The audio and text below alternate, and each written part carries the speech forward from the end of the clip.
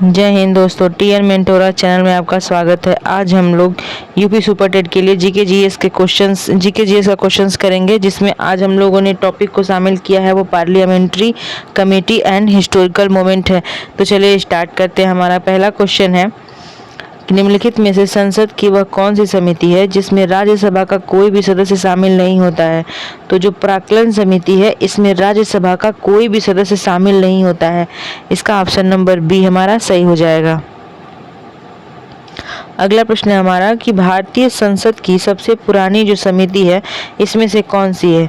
तो जो भारतीय संसद है, इसकी सबसे पुरानी जो समिति है वह लोक लेखा समिति है। इसका ऑप्शन नंबर बी हमारा सही हो जाएगा। अगला हमारा प्रश्न है, कार्टाजेना प्रोटोकॉल का संबंध मुख्य रूप से किस विषय से है। तो कार्टाजेना जो प्रोटोकॉल है, इसका संबंध जो है ये जीवित संशोधित जो जीव होते हैं उसके सुरक्षित परिवहन और प्रबंधन से है। इसका ऑप्शन नंबर सी हमारा सही हो जाएगा। अगला हमारा प्रश्न है, महात्मा गांधी ने किस तारीख को ऑल इंडिया कांग्रेस कमेटी की बैठक में कांग्रेसियों से भारत के विभाजन को स्वीकार करने के लिए कहा था। तो महात्मा गांधी ने 14 जून 1947 को ऑल इंडिया कांग्रेस कमेटी की बैठक बुलाई थी, जिसमें कांग्रेसियों से भारत के विभाजन को स्वीकार करने के लिए महात्मा गांधी ने कहा था। इसका ऑप्शन नंबर बी हमारा सही हो जाएगा। अगला हमारा प्रश्न है, लॉर्ड माउंटबेटन योजना को अन्य किस नाम से जाना जाता है। तो लॉर्ड माउंटबेटन जो योजना है इसे डिक्की बर्ड प्लान के नाम से भी जाना जाता है। इसका ऑप्शन नंबर ए हमारा सही हो जाएगा। अगला हमारा प्रश्न है, भारत में प्रांतों में द्वैध शासन किस कानून के तहत पेश किया गया था। तो भारत में जो है द्वैध शासन है, यह भारत सरकार अधिनियम 1919 के तहत पेश किया गया था। इसका ऑप्शन नंबर बी हमारा सही हो जाएगा। अगला हमारा प्रश्न है, वर्ष 1935 के कानून के तहत प्रांतीय द्वैध शासन प्रणाली में क्या बदलाव किया गया था। तो वर्ष 2019 के जो 1935 के कानून के तहत जो प्रांतीय द्वैध शासन प्रणाली में द्वैध शासन को राज्यों से हटाकर केंद्र में भी लागू कर दिया गया था। इसका ऑप्शन नंबर बी हमारा सही हो जाएगा। यही सबसे बड़ी बदलाव हुई थी जब 1935 का कानून आया था। अगला हमारा प्रश्न है, द्वैध शासन प्रणाली के दौरान किन दो प्रांतों में कुछ समय के लिए यह व्यवस्था पूरी तरह विफल हो गई और इसे निलंबित करना पड़ा था। तो बंगाल और मध्य प्रांत जो है, इसमें द्वैध शासन प्रणाली के दौरान इसमें जो यह व्यवस्था है यह पूरी तरह से विफल हो गई थी और इसे निलंबित करना पड़ा था द्वैध शासन प्रणाली को। इसका ऑप्शन नंबर सी हमारा सही हो जाएगा। अगला हमारा प्रश्न है, किस संवैधानिक संशोधन अधिनियम के तहत सहकारी समितियों को संवैधानिक दर्जा प्रदान किया गया था। तो 97वां संविधान संशोधन है, इसके तहत जो सहकारी समितियां हैं इसको संवैधानिक दर्जा प्रदान किया गया था। इसका ऑप्शन नंबर सी हमारा सही हो जाएगा। अगला हमारा प्रश्न है, निम्नलिखित में से किसे पोंडिचेरी का संस्थापक माना जाता है। तो जो फ्रांसुआ मार्टिन या फ्रैंकोइस मार्टिन है, इन्हें पोंडिचेरी का संस्थापक माना जाता है। इसका ऑप्शन नंबर सी हमारा सही हो जाएगा। अगला हमारा प्रश्न है, फ्रांसीसी ईस्ट इंडिया कंपनी ने किस वर्ष पोंडिचेरी को भारत को सौंप दिया था। तो 1954 में फ्रांसीसी ईस्ट इंडिया कंपनी ने पोंडिचेरी को भारत को सौंप दिया था। इसका ऑप्शन नंबर सी हमारा सही हो जाएगा। अगला हमारा प्रश्न है, वर्ष 1905 के स्वदेशी आंदोलन की आलोचना करने वाली प्रसिद्ध बंगाली साहित्यिक कृति है, जिसे घरे बायरे कहा जाता है, किसके द्वारा लिखी गई थी। तो ये जो पुस्तक है प्रसिद्ध बंगाली साहित्य कृति है, जो 1905 के स्वदेशी आंदोलन के तहत जो आलोचना इसमें की गई थी, ये रविंद्रनाथ टैगोर द्वारा लिखी गई थी। इसका ऑप्शन नंबर बी हमारा सही हो जाएगा। घरे बायरे जो साहित्य कृति है रविंद्रनाथ टैगोर द्वारा लिखी गई थी।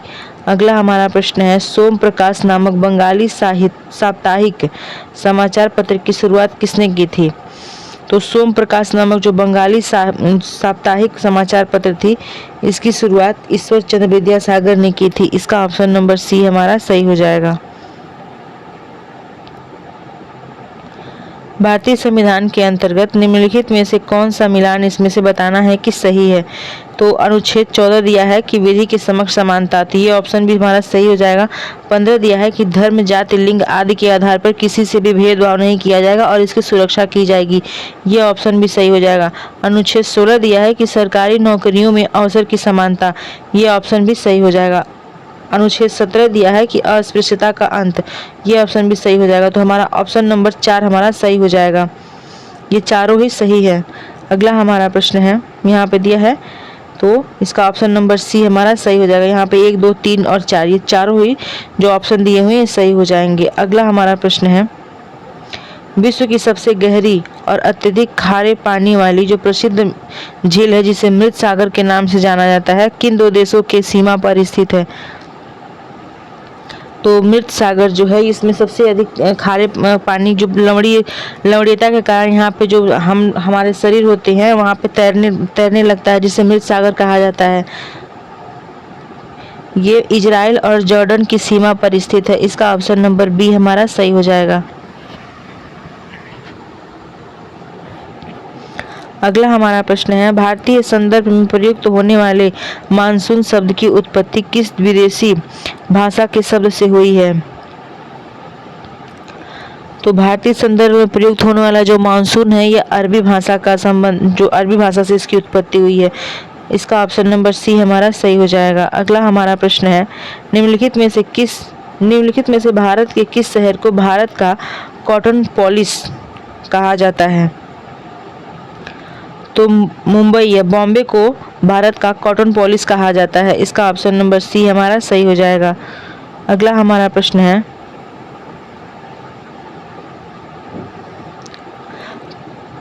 कांग्रेस के किस प्रथम कार्यकर्ता ने सर्वप्रथम कांग्रेस के मंच से पूर्ण स्वराज की मांग उठाई थी।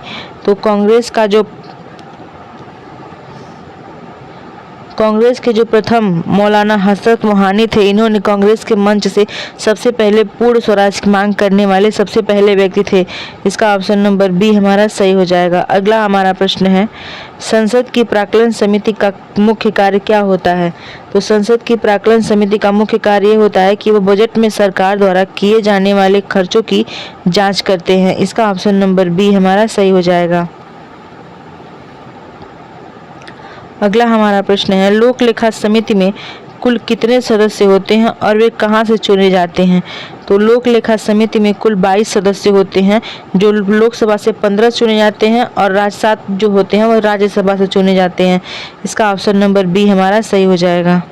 अगला हमारा प्रश्न है, लॉर्ड माउंटबेटन ने भारत और पाकिस्तान के विभाजन की घोषणा किस तारीख को की थी। तो लॉर्ड माउंटबेटन जो है इसने भारत और पाकिस्तान के विभाजन के लिए जो घोषणा की थी वह 3 जून 1947 को की थी, इसका ऑप्शन नंबर सी हमारा सही हो जाएगा। अगला हमारा प्रश्न है, भारत में प्रांतीय स्तर पर द्वैध शासन प्रणाली को पूर्ण रूप से किस तारीख को लागू किया गया था। तो भारत में प्रांतीय स्तर पर जब द्वैध शासन प्रणाली लागू किया गया था तो वह 1 अप्रैल 1921 को लागू किया गया था, इसका ऑप्शन नंबर बी हमारा सही हो जाएगा। अगला हमारा प्रश्न है, सहकारी समितियों को संवैधानिक दर्जा प्रदान करने वाला 97वां संविधान संशोधन अधिनियम किस वर्ष पारित हुआ था। तो सहकारी समितियों को संवैधानिक दर्जा प्रदान करने के लिए 97वां संविधान संशोधन हुआ था, वह 2012 को पारित हुआ था, इसका ऑप्शन नंबर सी हमारा सही हो जाएगा। अगला हमारा प्रश्न है, फ्रांसुआ मार्टिन ने किस वर्ष पौंडीचेरी की स्थापना की थी, जो बाद में भारत में फ्रांसीसियों का मुख्यालय बना था।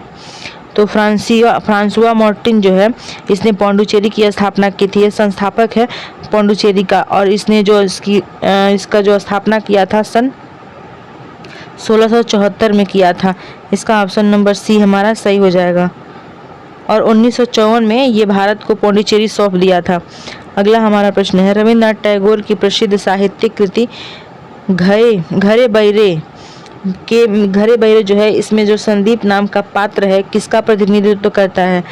तो रविन्द्रनाथ टैगोर जी द्वारा जो प्रसिद्ध साहित्यिक कृति है घरे बहिरे, ये स्वदेशी आंदोलन जब हुआ था 1905 में, उसकी आलोचना करते हुए उन्होंने इसकी रचना की थी। और इसमें जो संदीप नामक का जो पात्र है, ये तर्कवाद और ये उग्र और जो विभाजनकारी राष्ट्रवाद है इसका प्रतिनिधित्व करता है। इसका ऑप्शन नंबर सी हमारा सही हो जाएगा।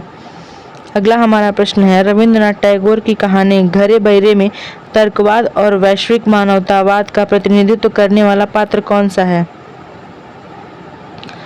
तो जो संदीप है वो उग्रवादी वाला करता है, प्रतिनिधित्व करता है, लेकिन जो घरे बहिरे में तर्कवाद और वैश्विक मानवता का प्रतिनिधित्व कर रहा है वह निखिल करता है।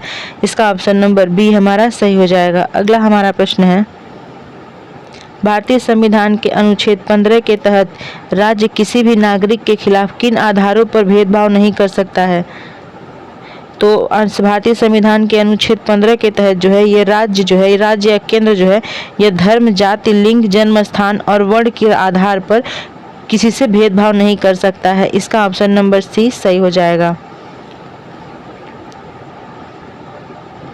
अगला हमारा प्रश्न है, एनसीईआरटी के अनुसार मृत सागर में प्रति 1 लीटर यानी कि 1000 ग्राम पानी में नमक की मात्रा कितनी होती है?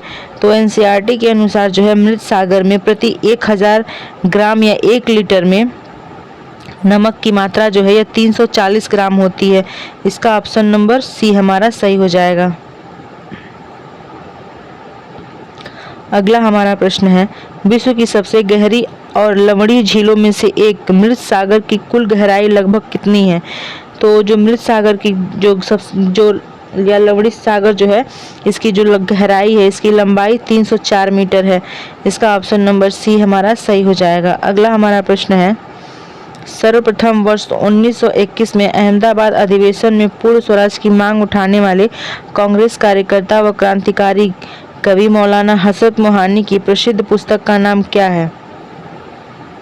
तो सर्वप्रथम इन्होंने पूर्ण स्वराज की मांग उठाने वाले कांग्रेस के सबसे पहले कार्यकर्ता हैं जो है ये हसरत मोहानी है, और इन्होंने 1921 में पूर्ण स्वराज की मांग उठाने वाले पहले व्यक्ति थे। और इनकी प्रसिद्ध पुस्तक का नाम जो है यह कुलियत ए हसरत मोहानी है। इसका ऑप्शन नंबर बी हमारा सही हो जाएगा।